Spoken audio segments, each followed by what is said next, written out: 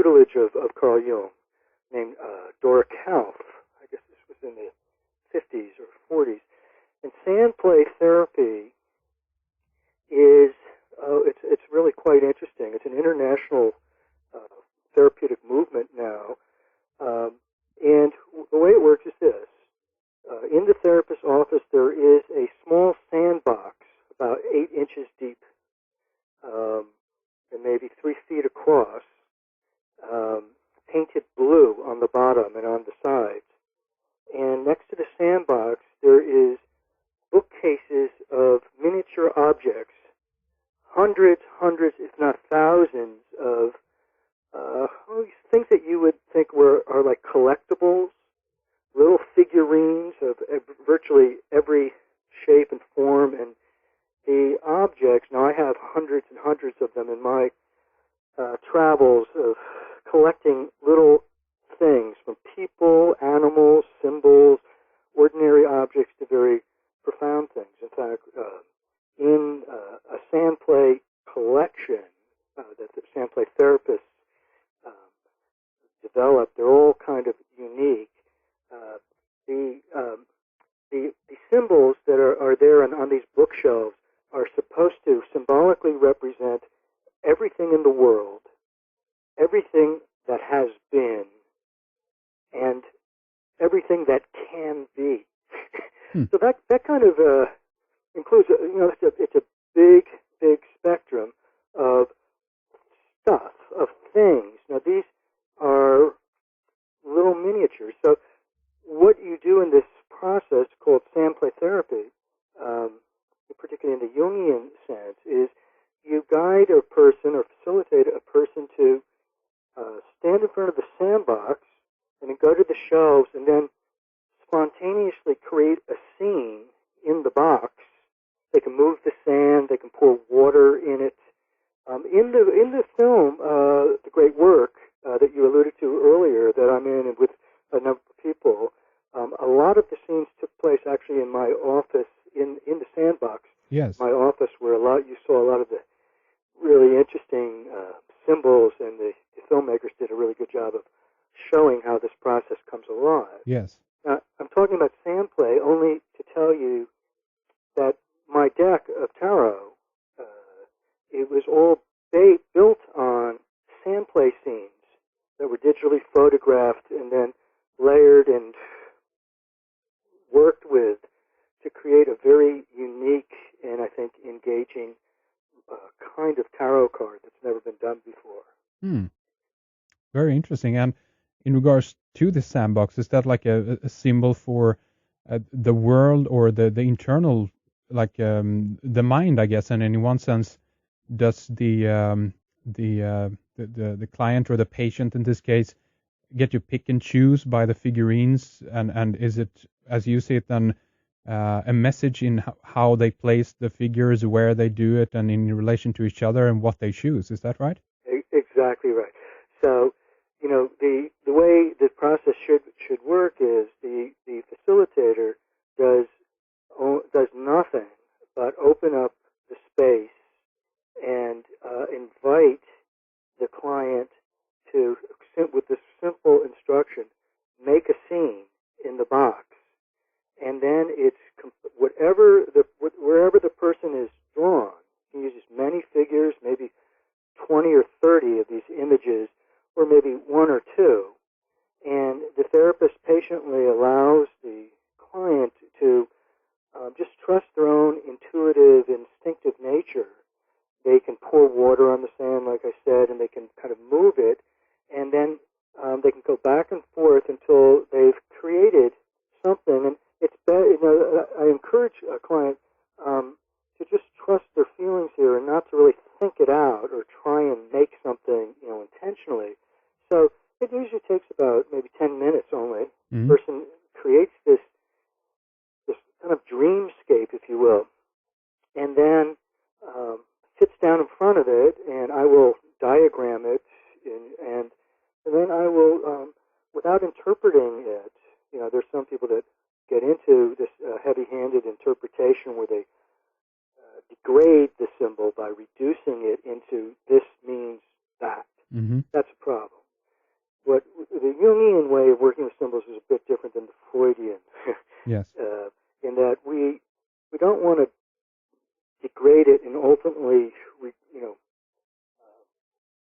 turn it into a thing that has a limited meaning, but rather we want to open it up and see how it, and with on a feeling basis, how it just resonates with the creator's experience. So I will just have the creator of a particular scene talk about what they've created in as few or many words as they're comfortable with, and I may ask them a question about over here in this left-hand corner where you have whatever, you have a gorilla and three little gypsies and a bicycle and a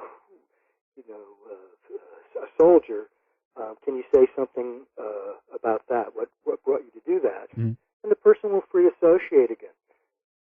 At the end of the process, what invariably occurs is that a person's inner self has been projected into the box, and they've opened up a new direct connection with their own psyche in a way that is very satisfying and very spiritual.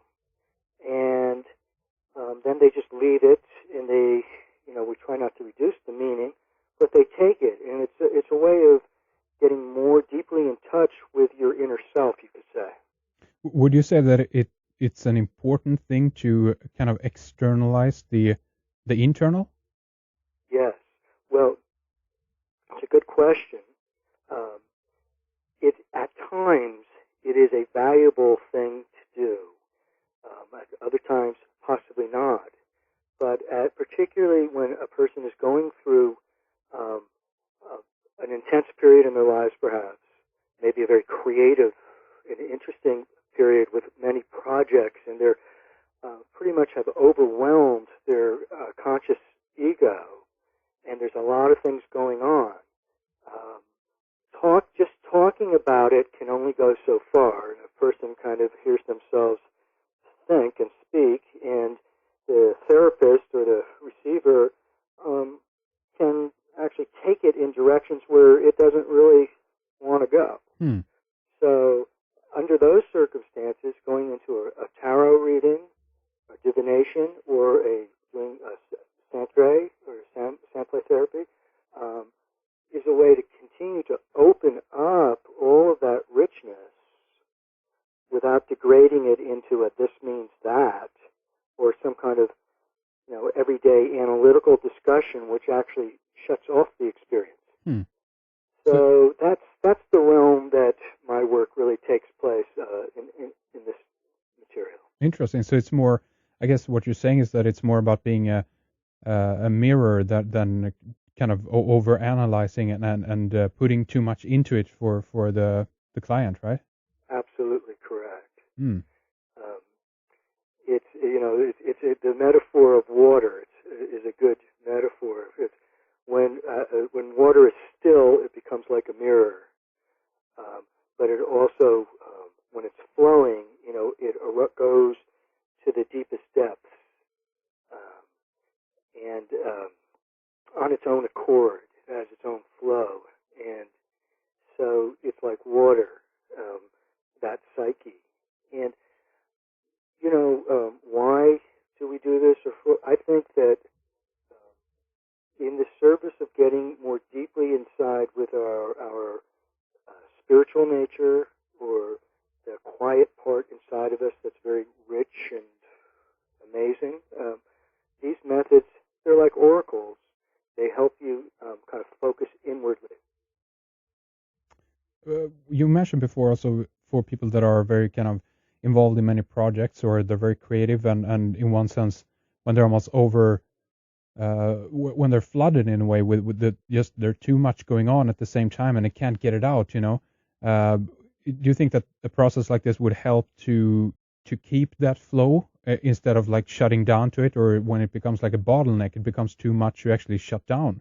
Would you? That's exactly right. And it's the word is contain, and the process becomes a container for that part of the person, and the therapist takes on that role as a container also to where when a person who is going through a very dynamic and, like I think most of us are today, stressful and lots of stuff going on, they come into this process where there's a work that's already been opened but it's contained, and they kind of step back into it, and the guide or the therapist or the reader honors the boundaries of this special realm, and tries to stay out of it and let the person have their own experience with themselves in a way, and help them contain that so they can, put a lid on it in a way and go back into the reality level of their ordinary lives and come back to it because it's contained and it's a special dimension that a person is hard pressed to find in other avenues of their lives. What about if someone picks a lot of gods or goddesses from various cultures? Is there, in any regard, a way that you can kind of, I guess, them primarily for your own point of view, interpret this as a certain set of archetypes, or trying to kind of reach out through the person, or is that wrong to say that? What do you think? No. It's a very interesting question. Of course, the gods and goddesses are activated and stimulated in this kind of work, but that's a very personal experience, and it's a very personal, lived spiritual experience that people have in terms of who these archetypes are for them, whether they take on a traditional religious background, or they're pagan, or they have their own unique relationship to the divine or the sacred. And I think it's important that people have an opportunity to do their own unique personal relationship to these things without some authority personage telling them what they are and what they should think about them. Yeah. So I think that's largely a problem of organized religion today, from my perspective, is that it kind of shuts off the stream of true religious experience or spiritual experience. That's a more spontaneous, natural process that occurs inside people's experience. Do you think the main problem is this idea of monotheism, that we only have one God in that sense to choose from, one property, and a certain type of property? If we talk about Yahweh or whoever, basically, but there's not room for other types of properties to come through anymore. That has, in some certain sense, to me at least, has been lost if we look at the myriad of the gods that existed in the more pagan, so to speak, religions from before. Well, yes, of course, there's that.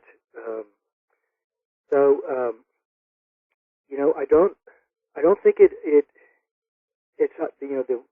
the real level that this stuff operates on is underneath that argument of whether it's one or many, and it doesn't really have to be viewed as a problem. The problem of monotheism, say, which obviously has problems, and I'm sure there's problems in the polytheism as well. Sure. Depending on what level you come into working with this in your life.